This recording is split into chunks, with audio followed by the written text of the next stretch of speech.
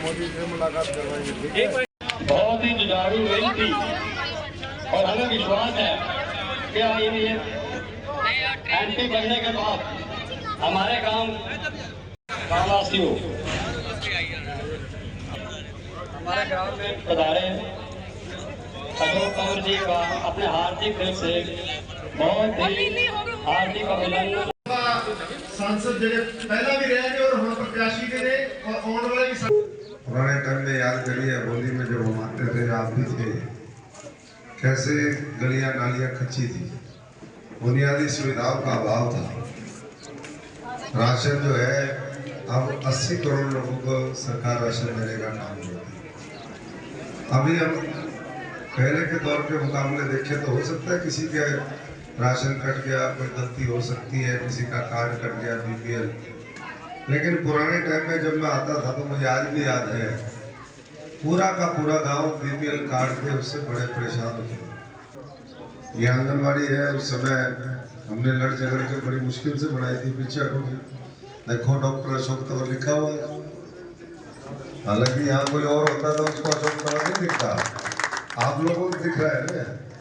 नीचे रणजीत सिंह जी का भी है साथ में, दो नाम है इसमें, तीसरा होता तो उसकी भी टिकट हो जाती भाई। दो नाम इस बोर्ड में लगे, दोनों की भारतीय जनता पार्टी नरेंद्र मोदी जी ने टिकट दे दी और कहा कि भाई ये लोग सेवा करने वाले लोग हैं और आने वाले समय में और मजबूती से सेवा करें, किसान मजदूर हर एक की लड़ाई लड़े, इसलिए दोनों को मौका दिया। और मैं आप सबसे विनती और प्रार्थना करता हूँ कि बातें कहने के लिए तो बहुत है, पूरा देश दुनिया आप लोगों के आशीर्वाद से सब देखा समझा, सारी चीजें बहुत कुछ बता सकते हैं, लेकिन आप मेरे से ज्यादा जानते हैं। और उसके लिए 25 तारीख सुबह से लेकर शाम तक आपने इतने वोट कमल के निशान के सामने बटन दबा करके डालने हैं कि बहुत मजबूत हिस्सेदारी अगली सरकार में केंद्र में मोदी जी के नेतृत्व में आपकी हो। हमारे तो भारतीय जनता पार्टी को पूरे देश में हर वर्ग का समर्थन मिल रहा है, बच्चे बूढ़े जवान सब, बच्चे भी अपने तरीके से योगदान दे रहे हैं। उनको पता है आने वाले समय में नरेंद्र मोदी जी उनके सपनों का भारत बनाने वाले हैं, तो बच्चे भी जोर से भारत माता की जय बोलते हैं और जिनको समझ है वो तो बोलते ही बोलते हैं। और वो आने वाले समय में जब 4 जून को नतीजे आएंगे उसमें साफ दिखाई देगा, सिरसा से लेकर के हमारी सभी 10 की 10 लोकसभा सीटें हम बड़े बहुमत से जीतेंगे। आज भी हमारे पूर्व मुख्यमंत्री मनोहर लाल जी माधो सिंघाना में रैली संबोधित करके गए हैं, देखी होगी आपने, बहुत ही ऐतिहासिक रैली, जैसे प्रधानमंत्री की रैली होती है उस टाइप की आज रैली हुई है। तो ये अच्छे संकेत हैं कि पूरा जो है वो हरियाणा मोदी जी के साथ चल रहा है और मोदी जी के ऊपर विश्वास कर रहा है, पहले से ज्यादा विश्वास कर रहा है, और इसीलिए मैं समझता हूँ कि बहुत ऐतिहासिक जीत होगी। चुनाव में 10 दिन बचे हैं, कितने नहीं 10 दिन में हम तो 65 दिन से लगे हुए हैं, 10 दिन तो उनके लिए बचे हैं जो अभी आए हैं या जो काम नहीं करते 5 साल।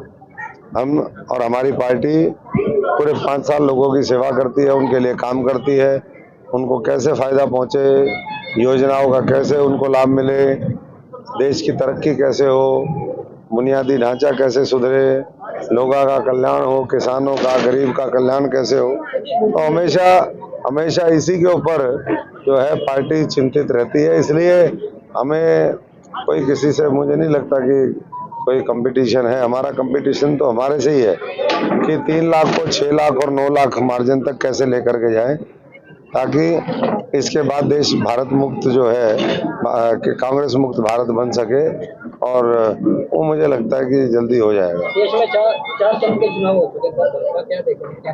भाजपा 4 चरणों में बहुत बड़ी लीड के साथ है और जैसे जैसे और 3 चरण के चुनाव होंगे वैसे मैं समझता हूँ कि देश को और बारीकी से समझ में आ जाएगा कि जो विपक्ष जो हल्ला गुल्ला करता है, जो विदेशी ताकतों के हाथों में खेल रहा है, उनका भविष्य नहीं है और भाजपा को और ज्यादा समर्थन मिलेगा। बसपा सुप्रीमो मायावती का करनाल में बयान है कि अगर ईवीएम में गड़बड़ी नहीं हुई तो मोदी नहीं जीतेगी। देखिए, अब ईवीएम की गड़बड़ी, ये तो माननीय सुप्रीम कोर्ट ने भी कहा है कि कोई गड़बड़ी नहीं है। गड़बड़ी अब चाहे किसी भी पार्टी की हम बात करें, जब उनके पास अब जनाधार नहीं बचा, उनके पास काडर नहीं है, उनके पास समर्पित सेना नहीं है और तमाम जो लोग हैं उनका एक ही एजेंडा है कि सत्ता में बैठो और जनता को लूटो, तो ऐसे में आखिरी में वोट तो उनको पड़नी नहीं। और तो कांग्रेस भी यही कहने वाली है थोड़े दिन में कि ईवीएम में गड़बड़ी होगी, ईवीएम खराब थी।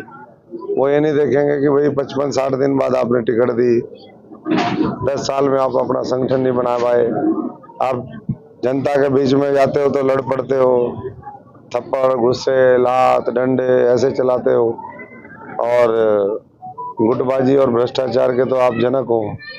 ऐसे में कैसे वोट मिलेंगे?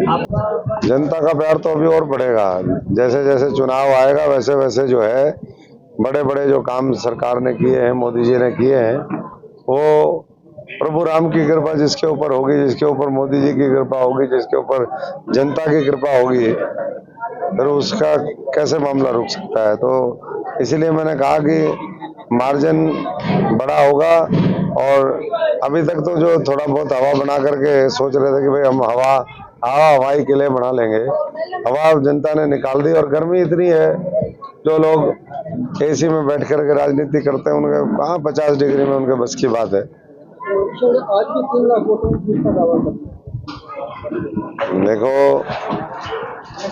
जो कांग्रेस के उम्मीदवार थे, कई लोग टिकट मांग रहे थे, वो तो खुद ही कह रहे हैं कि मैं तो लड़ना ही नहीं चाहती थी। तो पहली बात तो उनको धक्के से किसने फंसाया, किसने साजिश रची उनके खिलाफ, उसका वो खुलासा करें। दूसरी बात, कांग्रेस के उम्मीदवार का कुछ दिन पहले मेरे पास फोन आया था जब टिकट अनाउंस नहीं हुई थी, तो क्योंकि पुराने हमारे भी सहयोगी रहे, किसी की भावना अच्छी होती है, सारे ही तो खराब नहीं है, एक दो लोगों को छोड़ दो तो सारे ठीक लोग हैं, बेचारे नीचे के लेवल पे जो संघर्ष करते हो तो ठीक ही है। तो उन लोगों ने मेरे से कहा कि जी कैसा चल रहा है? मैंने कहा बढ़िया चल रहा है। तो मैंने कहा भाई आप लोग टिकट क्यों नहीं अनाउंस कर रहे? वैसे ही तुम्हारे पास कुछ सौदा बचा नहीं है, सामान है नहीं, तो जल्दी जल्दी कुछ करोगे तो कुछ मैदान में आओगे। तो बोले जी कोई टिकट लेना ही नहीं चाहता, और दूसरी बात हमने तो बता दिया कि जो भी लड़ेगा वो हारना तो है ही उसका तय। कोई 3 से हारेगा, कोई 5 से हारेगा, कोई 7 से हारेगा, कोई 10 से भी हार सकता है। तो हार तो उन सबको पता है और हार के डर ने ही कहीं ना कहीं जो टिकट वितरण है उसमें देरी करी है। और ये दावे हवा हवाई है, जैसे हवा वैसे निकल गई, इस दावे की भी हवा निकल जाएगी। क्या मान के चलें बीजेपी जीत के लिए आश्वस्त है? बीजेपी जीत के लिए आश्वस्त नहीं, 1000% आश्वस्त है कि देश मोदी जी के साथ चलने के लिए तैयार है। देश सिरसा की सीट भी जो हमारी है, सिरसा वाले लोग देश के साथ तालमेल करेंगे और बड़े अंतर के साथ ये सीट जीत करके केंद्र की सरकार में मजबूत भागीदारी डालेंगे, ताकि जो एजेंडा मोदी जी लेकर के चले हैं उसका फायदा हमारे इस इलाके को हो, किसान, मजदूर, गरीब आदमी और ताकतवर बने, बिना पर्ची खर्ची के और लोग यहाँ से नौकरियों में जाएं, यहाँ पर उद्योग धंधे स्थापित हों। तो इसलिए जो लोगों के सुख दुख में है, 15 साल से लोगों के सुख में दुख में हर उसमें हमने लोगों की सेवा करी है। तो ऐसा नहीं, एक कहावत चलती है कि जब कर्म किया होता है, मेहनत करी होती है तो उसका फल जरूर मिलता है। ये उसकी चिंता मत करो, गीता में भी यही लिखा है कि फल की चिंता मत करो, वो अपने आप घूम फिर के आ जाता है। तो हम सब ने काम किया है, मोदी जी ने काम किया है, हमारे सरकार, हमारे ये जो संघर्षशील तपस्वी लोग हैं इन्होंने काम किया है। तो ये कहा जाता है कि जैसे हजारों गायों के हमारे जैसे बछड़ा हजारों गायों के बीच में अपनी माँ को ढूंढ लेता है, वैसे ही जो आपका कर्म और पुरुषार्थ है वो आपको वापस मिलता है जरूर। तो तपस्या सफल होगी और बड़ी ऐतिहासिक जीत होगी। सिरसा लोकसभा